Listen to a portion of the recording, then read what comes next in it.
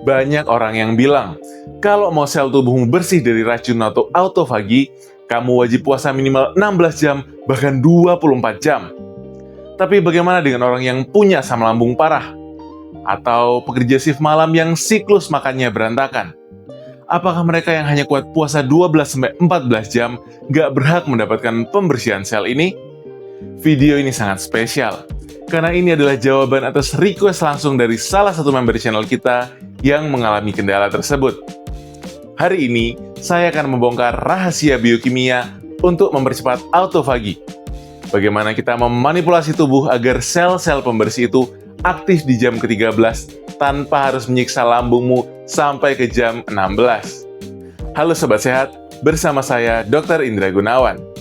Pertama-tama, saya mau mengucapkan terima kasih banyak buat teman-teman member yang aktif diskusi di tab komunitas. Request kalian membuat channel ini terus membumi dan relevan dengan kehidupan nyata. Kasus puasa 16 jam ini memang jadi momok buat banyak pasien. Banyak yang memaksakan diri tembus 16 jam, lalu mahnya kambuh, gemetaran, dan akhirnya drop masuk IGD. Itu sama sekali bukan jalan untuk umur sehat yang panjang. Yuk kita luruskan dulu satu mitos biologi yang paling sering disalahpahami tentang puasa. Sering dengar kalau autofagi atau pembersihan sel mati itu baru mulai kalau kita puasa 16 jam. Terus, yang cuma kuat puasa 14 jam, apa nggak dapat apa-apa?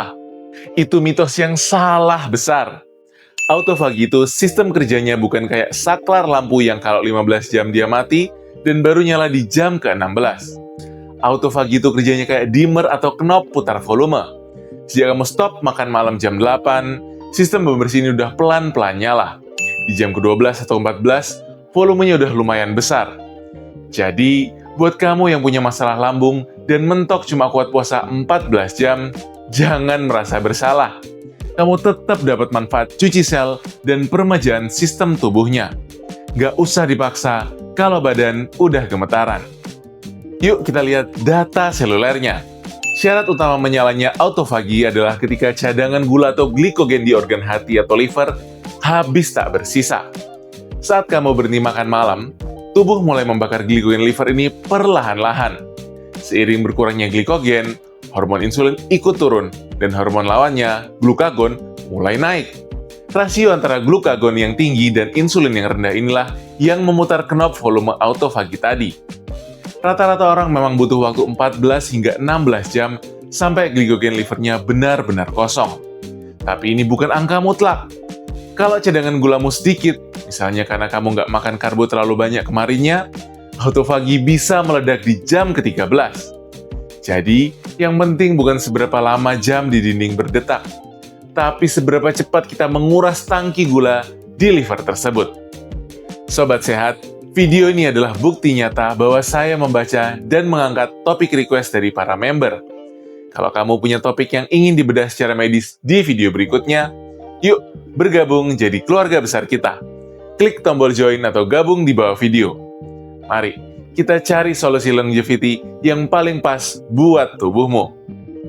Terus pertanyaannya, gimana caranya kita menekan tombol fast forward atau mempercepat pengurasan glikogen liver tadi, supaya orang yang cuma bisa puasa 14 jam dapat hasil yang setara dengan puasa 18 jam? Trik yang pertama, ciptakan kepanikan energi. Cuma kuat puasa 14 jam, tapi pengen sel-sel tubuh bersih maksimal dari racun? Pakai trik autofagi hack ini. Triknya adalah, lakukan olahraga ringan sebelum jam buka puasamu. Misalnya kamu puasa dari jam 8 malam, dan mau buka jam 10 pagi.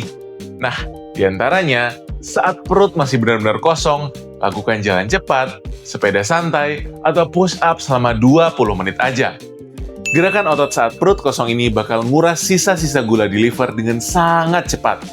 Tubuh panik karena kehabisan energi, dan enzim autofagi langsung nyala maksimal buat daur ulang sel mati jadi tenaga. 20 menit olahraga saat puasa, manfaatnya berlipat ganda.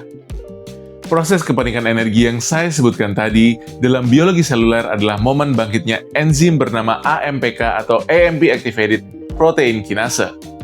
AMPK adalah kondektur utama dari orkestra autofagi. Enzim ini mendeteksi level energi atau ATP di dalam sel. Saat kamu melakukan kardio ringan di jendela puasamu, sel otot akan memakan sisa-sisa ATP yang ada. Rasio energi sel akan terjun bebas. Penurunan ini menyalakan alarm AMPK secara instan. Begitu AMPK menyala, dia langsung memberikan instruksi paksa ke jaringan sel. Energi dari luar nggak ada.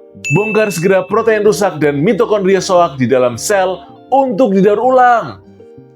Dengan menambahkan fasted cardio ringan ini, kamu mengkompresi waktu. Kamu menipu biologi tubuhmu seakan-akan kamu udah berpuasa selama 18 jam lebih. Padahal, kamu baru puasa 13 jam. Selain gerakan otot, ada trik kedua. Sesuatu yang sangat mudah, bisa diminum, 0 kalori, dan secara ajaib bisa meretas sistem radar nutrisi di tubuh kita, yaitu minuman hitam dan hijau di pagi hari. Mau ningkatin efek puasa walau jamnya singkat? Sambil nunggu sarapan jam 10 pagi, minum 2 cairan ajaib ini, kopi hitam atau teh hijau tawar. 2 minuman ini nggak cuma bikin melek, tapi mereka punya kandungan zat kimia polifenol yang sangat tinggi. Dalam ilmu biologi, polifenol dari kopi dan teh hijau itu bisa menipu radar di dalam sel tubuhmu. Dia mengirim sinyal palsu yang bilang bahwa sel tubuh sedang kelaparan parah, padahal sebenarnya biasa aja. Sinyal palsu ini bikin sistem pembersih racun atau autofagi bekerja jauh lebih cepat dan lebih agresif.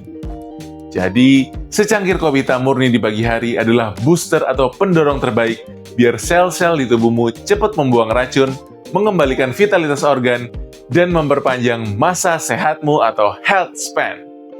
Yuk kita bedah sihir polifenol ini di bawah mikroskop biokimia. Di dalam teh hijau terdapat senyawa epigallocatechin galat atau EGCG.